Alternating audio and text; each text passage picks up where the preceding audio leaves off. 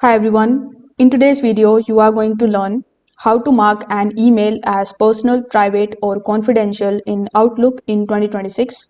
Now, this helps your recipient understand how sensitive your message is before opening it.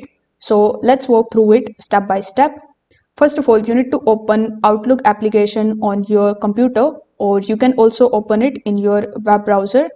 Now, once you are inside your Outlook dashboard, simply click on the option of new email. Then when you see this type of message box in front of you, you just have to start adding the email in the to field, add the subject and add the message here. Basically, after typing your email here in this section, simply look for the tab here on the top, then click on the option of the last tab, which is the options tab. So once you click on it, you just have to look for the sensitivity settings.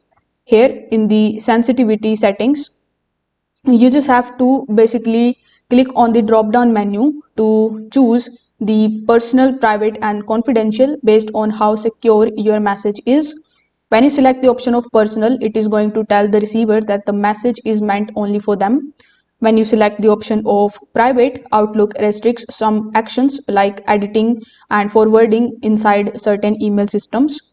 When you select the confidential, Outlook marks the email as highly sensitive so that its receivers sees a clear privacy warning. So after choosing the sensitivity level, simply finish your email and click on the option of send. The selected label will now travel with the message. So if this video helped you out, make sure that you like this video and subscribe to the channel. Thanks for watching.